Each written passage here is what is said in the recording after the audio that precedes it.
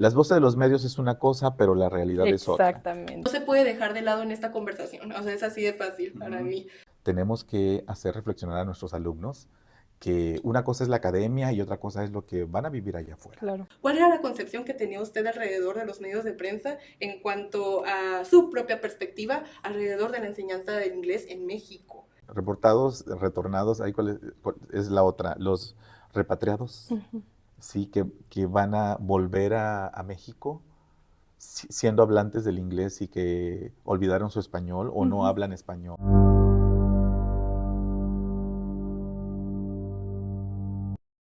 Bienvenidos una vez más a Idiomas en Diálogo, el podcast en donde hablamos lo que nos une.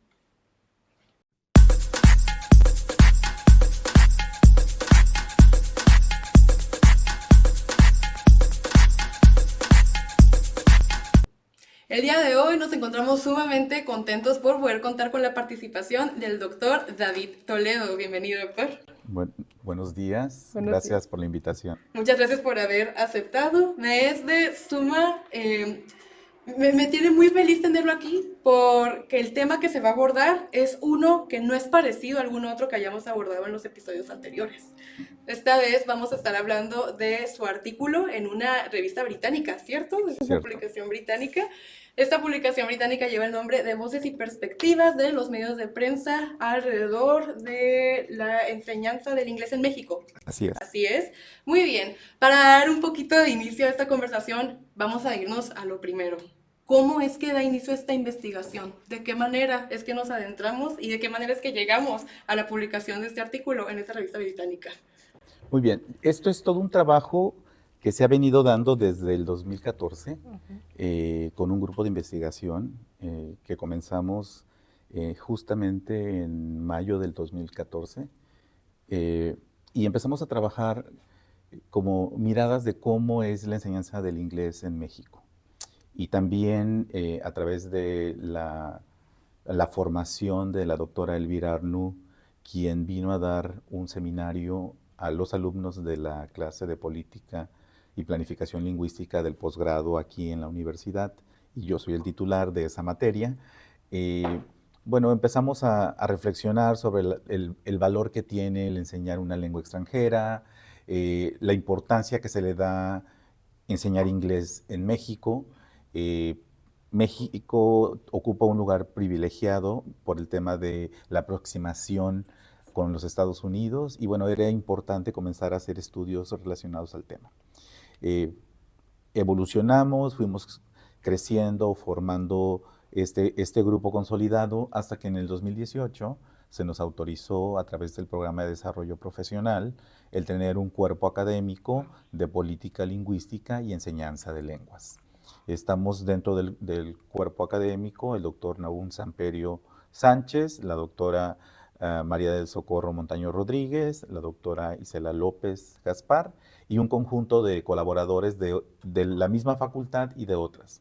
Y bueno, este programa, este artículo en sí es un producto del análisis de los medios impresos a nivel nacional de qué es lo que se dice acerca del aprender inglés en México. Entonces empezamos a identificar medios locales, medios nacionales, medios digitales nacionales, tanto de la Ciudad de México como de Baja California, Coahuila, Sonora, Sinaloa. Entonces, este artículo es importante porque nos da un panorama del estado actual que tiene el inglés en nuestro país, lo que hace el Estado-Nación, que es una reflexión muy, muy cruda sobre el papel que se le da y que, bueno, que le toca a las universidades públicas y privadas, donde se forman profesores de idiomas, traductores, intérpretes, el dar voz a lo que se debe de dar hacia la empleabilidad, ¿no? Entonces, el hablar lenguas extranjeras, pues bueno, sabemos muy bien que te da acceso a mejores escenarios laborales, a movilidad internacional, el poder tener acceso inmediato de divulgación científica, etcétera, etcétera. Y este artículo pues hace una reflexión muy, muy clara de la política pública en México, qué está haciendo México qué está haciendo Baja California y qué está haciendo la universidad. Claro, me parece a mí que lo más interesante de esto es el foco de atención en los medios de prensa, ¿cierto? En los medios impresos que se publican. En este caso me gustaría a mí saber, previo a adentrarse al proceso que conllevó para el desarrollo de esta investigación, ¿cuál era la concepción que tenía usted alrededor de los medios de prensa en cuanto a su propia perspectiva alrededor de la enseñanza del inglés en México? Pues bueno, mira, debemos de alguna manera pensar que Baja California, por estar en la frontera, dices, los hablantes de una segunda lengua o una lengua extranjera, el inglés, pues existe una población muy amplia. Error. Existe todavía como ese imaginario que se construyen desde el centro del país o desde algunas ciudades que la gente que vive en Baja California habla inglés. Sí. Y claro que no, o sea, se tiene que trabajar toda una estructura académica, las universidades hacen un papel importante al tener programas de inglés como lengua extranjera y otras lenguas. Entonces, es indagar qué está haciendo el Estado. Vimos desde programas como los 1000 maestros contratados a nivel nacional con el programa del presidente Peña Nieto, qué estaban haciendo los profesores que fueron contratados para las normales, si los profesores de las normales iban a enseñar inglés solamente o asignaturas relacionadas con el tema del inglés, pues se desdibujó esa parte, esas plazas que fueron asignadas para ser profesores de inglés, ahora hacen gestión, hacen investigación, no se dedican a enseñar inglés y se dedican a hacer otras cosas, ¿no? Y vemos también el tema del PRONI, ¿no? Que es un programa nacional que los estados, primero empieza con el programa piloto de inglés, después el programa nacional de inglés en educación básica, después se convierte en el PRONI, se desarrolla una estrategia institucional de enseñanza del inglés en México, que fue una estrategia muy fuerte que dio el presidente Peña Nieto porque le interesaba que los profesores estuvieran certificados, que tuvieran el nivel C1, que se ofrecieran mejores espacios para aprender inglés, pero se desdibujó en el gobierno de Andrés Manuel López Obrador, cosa que trae su agenda pública y las universidades en ese momento fueron las que tomaron las riendas de cómo se enseña el inglés en el país. Claro. Y por supuesto hubo surgimiento de centros y escuelas de idiomas en todo el país, se sigue enseñando la asignatura de inglés o lengua adicional al español en otras instituciones o lengua y comunicación. Se reestructuraron programas, el Programa Nacional de Educación Media Superior, el mismo PRONI, se sigue manteniendo por algunos estados, pero realmente no es un programa nacional per se. O sea, el PRONI dejó de ser un programa auspiciado por el gobierno a nivel nacional y bueno, no lo han eliminado, se continúa en muchas escuelas de educación básica, pero es un programa que de alguna manera fue funcional.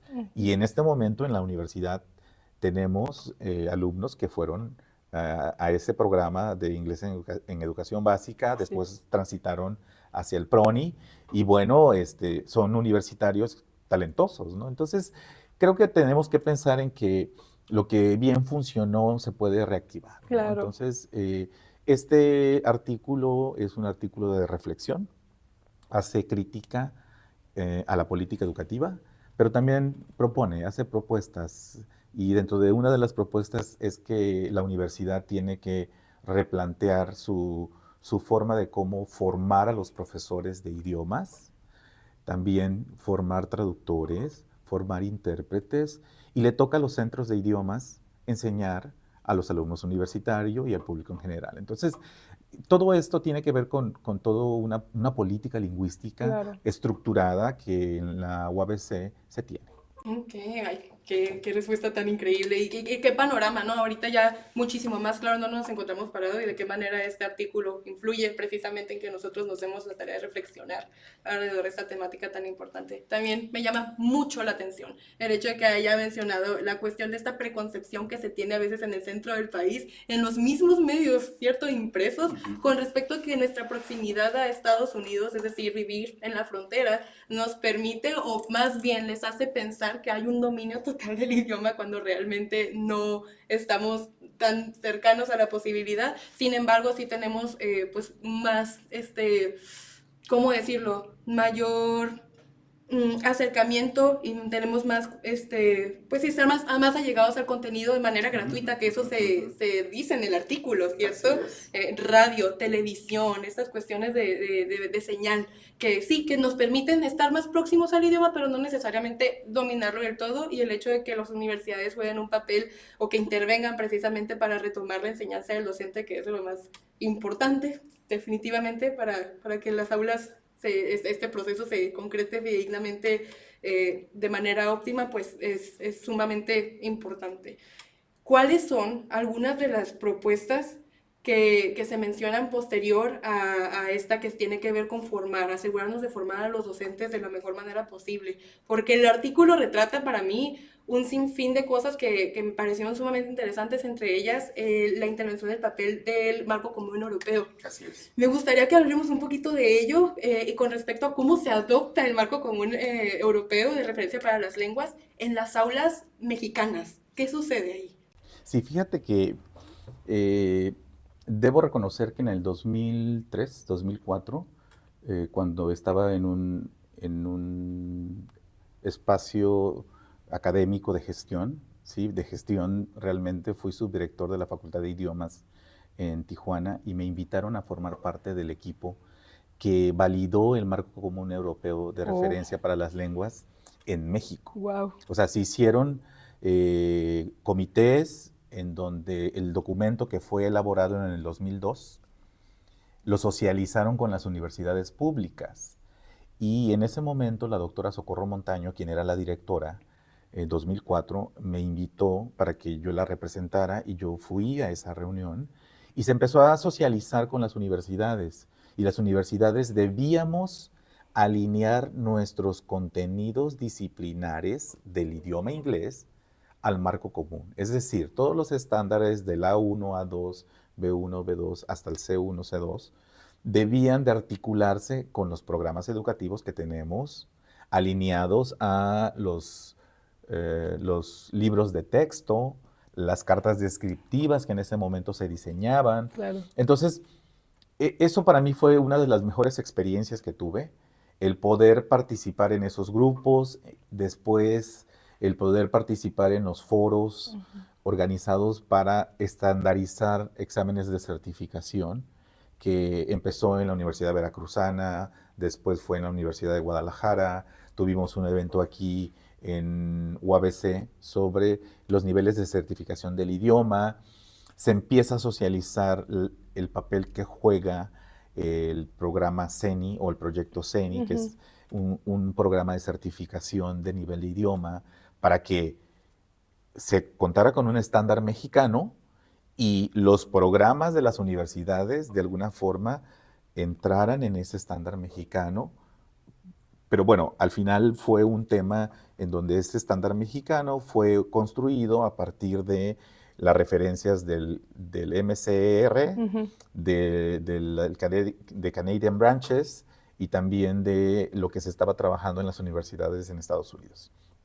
Hablando de Estados Unidos, en Estados Unidos cada distrito escolar, cada estado tiene su política de lenguaje bien definida y no está articulada como pasa en Canadá o como pasa en la Comunidad Europea. Por lo tanto, yo creo que el haber participado en este tipo de eventos nos hizo reflexionar que era importante que el universitario que se formaba como profesor de inglés o profesor de idiomas conociera este tipo de estándares, Claro. que en algún momento tenían que alinearse a lo que la universidad emitía. Entonces, A la fecha, ya los documentos oficiales que se tienen, ya pides una constancia, el alumno obtuvo el nivel A1 para poder obtener la carta de acreditación y poderse titular, ¿no? Entonces, todo esto fue un proceso, ¿sí? Se socializó, se internalizó, se implementó y bueno, todavía funciona. Pero también debemos ver que hay realidades muy claras. En ocasiones, en el norte se traen libros británicos que fueron propuestos desde el centro del país, Ujú. cuando nuestra realidad es esa aproximación que tenemos con Estados Unidos. Así es. Y que tenemos con el inglés de California o el Ujú. inglés de Texas, ¿no? Sí. Entonces, yo creo que el artículo nos hace reflexionar eso sobre el tipo de inglés que se enseña. Claro. Nos hace reflexionar sobre la importancia que tiene el sensibilizar a las instituciones que se acerquen a la universidad para poder continuar formándose. O sea, ¿qué queremos? ¿Qué queremos? Mejores profesores de inglés y mejores profesores de otros idiomas, ¿no? Entonces, el artículo de alguna manera nos da un panorama de lo que dice la prensa, pero lo que en realidad los grupos de investigación al interior están observando. Claro. De hecho, esa fue una de mis partes favoritas del artículo, el cómo se cuestiona por ahí o se nota, ¿no? Qué interesante que los estándares de aprendizaje en cuanto al inglés estén basados en este marco común, dada la proximidad, ¿no? que tenemos a Estados Unidos, y precisamente el cómo a mí me dejó reflexionando, a mí es una de las cosas que más me gustaría resaltar en esta conversación, me dejó reflexionando mucho con respecto a la toma de decisiones que el docente hace, ¿no? En la impartición de los temas, allegados a la sensibilidad que usted menciona precisamente con respecto a esta proximidad, que es, no se puede dejar de lado en esta conversación, o sea, es así de fácil para mí. Entonces, sí, sumamente importante. Esta transición que usted vio de primera mano, ¿de qué manera la vivió esta transición una vez que fue parte de estas juntas o de estas conversaciones con respecto a la incorporación de este marco, de este estándar en las aulas? ¿Cómo la vive y cómo reflexiona con respecto a ella hoy en día, en retrospectiva? Sí, fíjate que fue un trabajo muy, podríamos decir, difícil, porque había una comunidad de profesores que no creían en el marco al principio. Ok. Porque siempre, pues, estamos acostumbrados a manejar el inglés americano. Por ¿Sí? supuesto. Entonces, el tener un marco que fue diseñado en la Comunidad Europea y que tiene todo un antecedente, ¿no? Por el Consejo de Europa, y que viene a imponerse y luego sutilmente fue incorporado en las instituciones. De alguna forma el profesor no estaba familiarizado Ok. con el manejo de nomenclaturas, ¿no? El A1, A2, B1, B2, y luego aprenderte todos los componentes y todas las competencias que debes de desarrollar. Entonces, creo que en algún apartado del programa de licenciatura de enseñanza de lenguas, existe la materia de política educativa y enseñanza de lenguas. Y esa es una asignatura que un servidor tuvo a bien proponer para que dentro de la formación de los profesores pudiera enseñarle a cada uno de los alumnos que se forman como profesores estas políticas públicas encaminadas a política lingüística y que de alguna forma el alumno que va a ser futuro maestro de inglés sepa, o futuro maestro de lenguas extranjeras, sepa que existen estándares internacionales que nuestro país adaptó para poder entender cómo se enseña una lengua. ¿Sí? Usted es el responsable. Yo soy el responsable de esa propuesta. De esa materia que tuve. Y esa materia, fíjate que en algún momento no fue aislada, fue colegiada. Okay. Y fue colegiada a partir de un grupo de investigación. ¿Sí? Entonces, en los planes de estudio se trabaja muy bien la relevancia que tiene lo que los alumnos deben de conocer a través de los grupos o los colegios de profesores. Claro. ¿Sí? Y bueno, esto fue algo muy interesante porque fue la manera como el alumno pueda familiarizarse, que aquí en México va a atender al marco, pero si este profesor de inglés se va a Estados Unidos y trabaja como profesor de Ujú. español como segunda lengua, pues tiene que conocer los estándares de Estados Unidos o los estándares del TESOL, ¿no? Entonces, todo esto está muy interesante porque nos permitió el poder cimentar bases para que nuestros estudiantes conocieran este tipo de documentos Y oficiales. muy útil, fidedignamente muy útil. Lo digo yo de experiencia, habiendo experimentado Ujú. esa materia. Me da mucho gusto que se haya implementado porque fue el acercamiento, sin lugar a dudas, sin miedo a equivocarme, no solamente el único, sino el de mayor extensión en la carrera. Precisamente creo yo que el mayor uso que le di o de lo que a mí más, es más enriquecida fue de poner sobre tela de juicio estos programas a los cuales nos tenemos que alinear en base a la enseñanza, que a veces uno piensa que llegar a enseñar un idioma es en base al criterio propio y ya, Así y es. estos estándares internacionales deben de ser conocidos y deben de ser profundizados, precisamente para entender en qué extensión, ¿no?, debemos de proporcionar el aprendizaje o el conocimiento a los estudiantes. Entonces me parece que su aportación es Ujú. muy significativa y me da mucho gusto que este espacio lo pueda visibilizar un poco más si es que por ahí alguien lo desconocía, sobre todo alguien de la licenciatura en enseñanza de lenguas como yo. Se me puso a piel chinita ahorita que lo comentó. Sí, hay algo muy importante. Fíjate que recuerdo que a los alumnos se les debe de hacer como pensar de manera disruptiva. Uh -huh. O sea, ¿quién dijo que el marco común europeo a la gente que vive en Tijuana Uh -huh. o en Mexicali o en Ensenada, Tecate, para aprender inglés y poder enseñar la lengua, pues es un estándar y ya está regulado y Exacto. hubo un conjunto de expertos quienes hicieron un trabajo arduo para darse a conocer.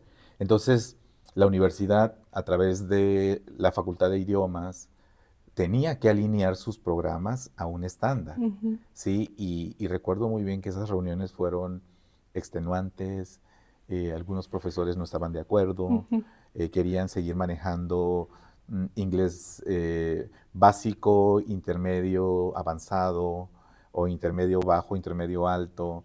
Entonces, con ese certificado el alumno iba afuera y no les hacían caso ya, Claro. porque ya para los intercambios o para poderse titular o en otra universidad tenía que estar alineado al marco común europeo. Entonces Claro. empezamos a vivir este tipo de cosas que en actualidad ya ahora es algo que se vive en lo cotidiano, ¿no? Tu certificado de un idioma debe de estar alineado a un estándar internacional. Así es. Entonces, este artículo pues, nos hace reflexionar mucho sobre el papel que juegan las instituciones educativas, Claro. el Estado-Nación, Claro. las universidades, y que en este momento en México, quienes están liderando la política lingüística de la enseñanza del inglés y otras lenguas extranjeras son las Así es. universidades. Claro. Porque de manera articulada, las instituciones, no existe una oficina Uh per -huh. se que diga, el inglés en México está de esta manera. Entonces, hay otras líneas que se deben de empezar a ver, el tema de la empleabilidad y el idioma, el tema de la forma como se enseña el idioma, estrategias didácticas, ¿sí? Para ser profesores efectivos, o el tema de la evaluación, el enseñar al alumno poder responder un examen, ¿sí? Sí. Y porque cuando se le dice al alumno, hay que tener un examen de certificación para poder obtener nivel C1 o nivel B2 Plus, Uh -huh. a ver, ¿de qué se trata esto? Sí. ¿Cómo se mide o qué es? ¿No? Claro. Entonces, ya los alumnos universitarios y los alumnos que se forman como profesores de inglés y otras lenguas, pues ya están familiarizados con los Exacto. estándares, ¿no? Sí. Entonces, esto tiene que ver con el artículo, las voces de los medios es una cosa, pero la realidad es otra. Exactamente. Entonces, yo invito a la comunidad de alumnos y alumnas que se forman como profesores de inglés y otras lenguas, que se documenten, que siempre tengan ímpetu de saber qué hacen sus profesores Ujú. y que hay mucho trabajo detrás del grupo de profesores que tenemos en esta universidad, que nos dedicamos a formar docentes de lenguas, Ujú. traductores e intérpretes. Claro. De igual manera, me gustaría a mí también, divagando un poquito en el artículo, ¿cuál fue el mayor reto para poder, en su elaboración, previo a la publicación del mismo en esta revista británica?